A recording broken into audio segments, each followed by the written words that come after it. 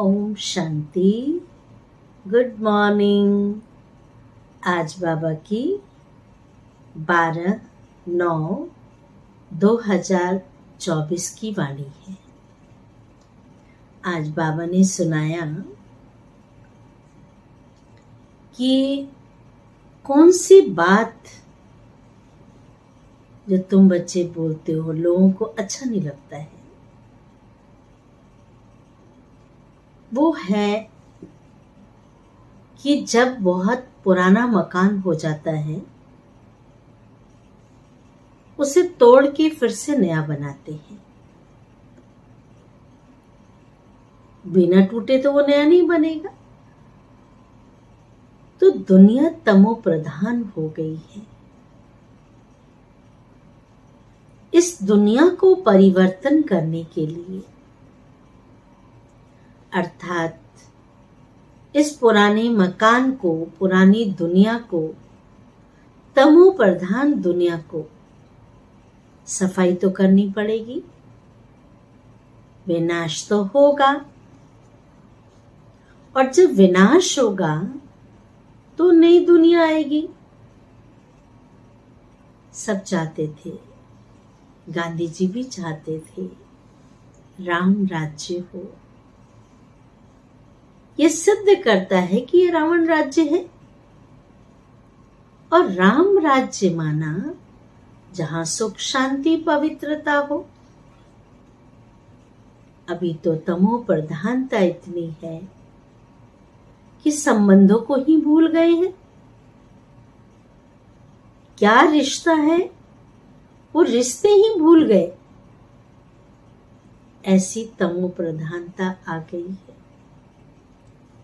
तो परमात्मा ने कहा, मैं आकर के तुम्हें फिर से एडॉप्ट करता हूं,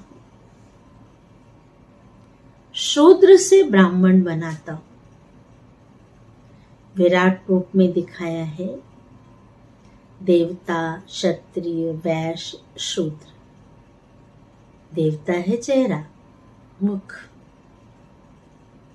क्षत्रिय को दिखा दिया बाजू, वैश्य को दिखा दिया पेट, और शूद्र को पैर दिखा दिया।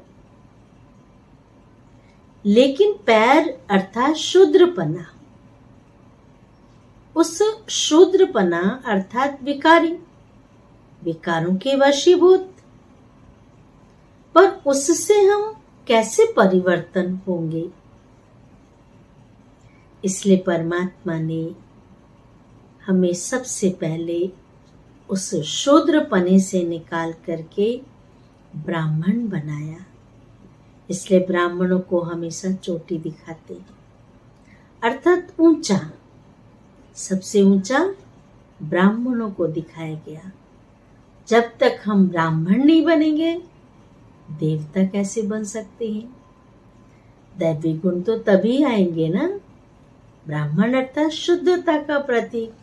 तो जब तक शुद्ध आत्मा नहीं होगी, देवता कैसे बन सकेंगे। इसलिए आज सुनते हैं डायरेक्ट शिव बाबा के महावाक्य। मीठे बच्चे, ब्राह्मण है चोटी और शूद्र है पांव। ब्राह्मण है चोटी, ऊंचा, और शूद्र है पांव। जब शूद्र से ब्राह्मण बने तब देवता बन सकेंगे। प्रश्न है, तुम्हारी शुभ भावना कौन सी है जिसका भी मनुष्य विरोध करते हैं। वो सुंदर जवाब दिया बाबा ने। तुम्हारी शुभ भावना है कि यह पुरानी दुनिया खत्म हो, नई दुनिया स्थापन हो जाए। पुरानी दुनिया खत्म हो, नई दुनिया स्थापन हो जाए। इसके लिए तुम कहते हो यह पुरानी दुनिया अब विनाश हुई कि हुई, इसका भी मनुष्य विरोध करते हैं कि ये तो विनाश विनाश करती रहती है। आज 2 प्रश्न है। दूसरा प्रश्न है, इस इंद्रप्रस्थ का मुख्य कायदा क्या है? उत्तर है, कोई भी पतित शूद्र को इस इंद्र सभा में नहीं ला सकते। कोई भी पतित व शूद्र को इंद्र सभा में नहीं ला सकते। अगर कोई ले आते हैं तो उस पर भी पाप लग जाता है। कोई ऐसे स्थान पर लेके भी आए छुपा कर चोरी से, तो ले आने वाले के ऊपर भी पाप लग जाता है। धारणा के लिए मुख्य सार।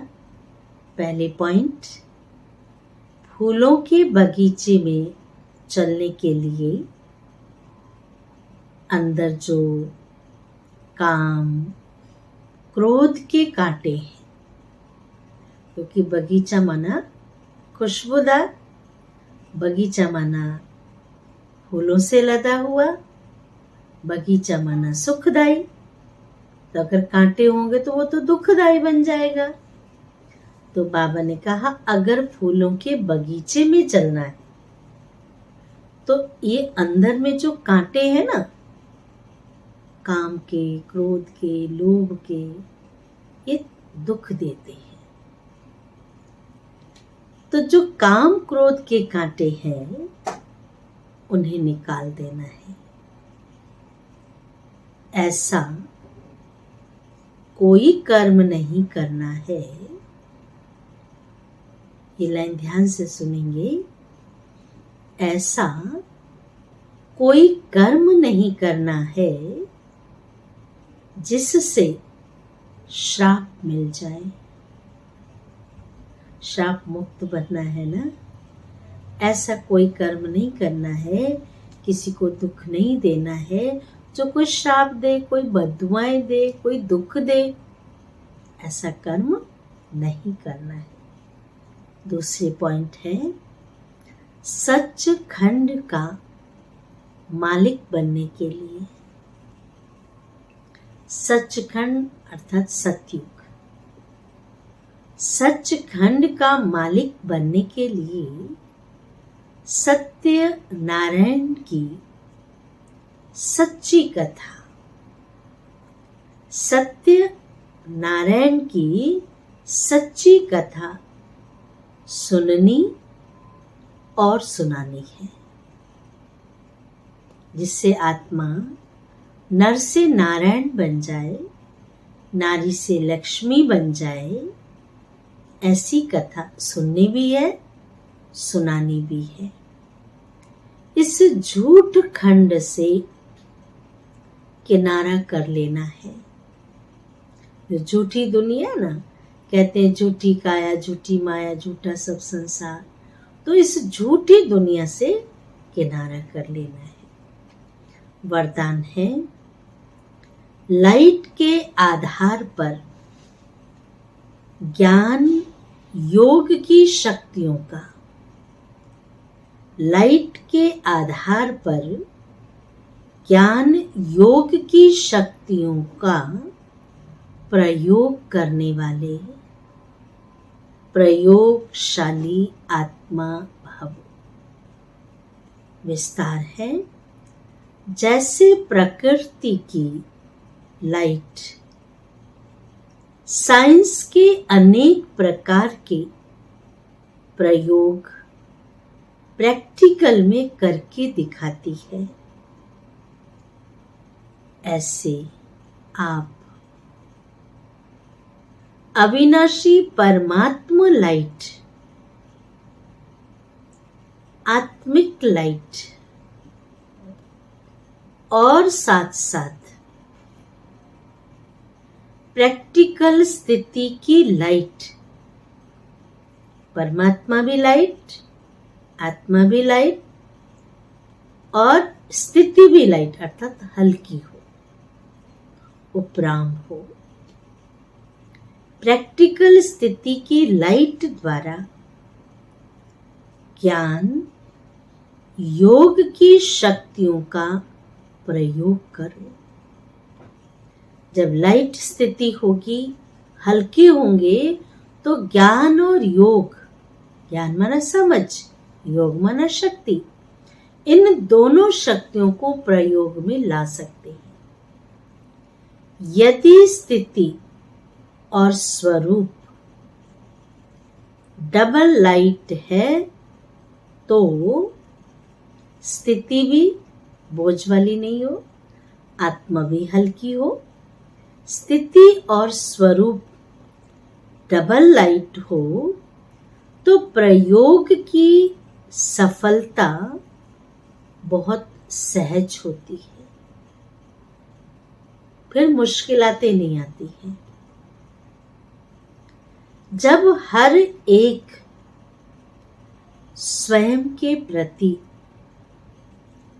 प्रयोग में लग जाएंगे, बहुत अच्छी बात है ये, इसको ध्यान से सुनेंगे कि हर एक व्यक्ति इसको प्रैक्टिकल करने में लग जाए, प्रयोग में लग जाएंगे तो प्रयोगशाली आत्माओं का पावरफुल संगठन बन जाएगा, एकजुट हो जाएंगे और संगठन जो होगा वो पावरफुल संगठन बन जाएगा। स्लोगन है, विघ्नों के अंश और वंश को। विघ्न क्या है? अंश, जब अंश ही नहीं होगा तो वंश कहां से पैदा होंगे? विघ्नों के अंश और वंश को समाप्त करने वाले ही विघ्न विनाशक है। विघ्न रूप नहीं बनना, लेकिन विघ्न विनाशक बनना है। अच्छा, ओम शांति।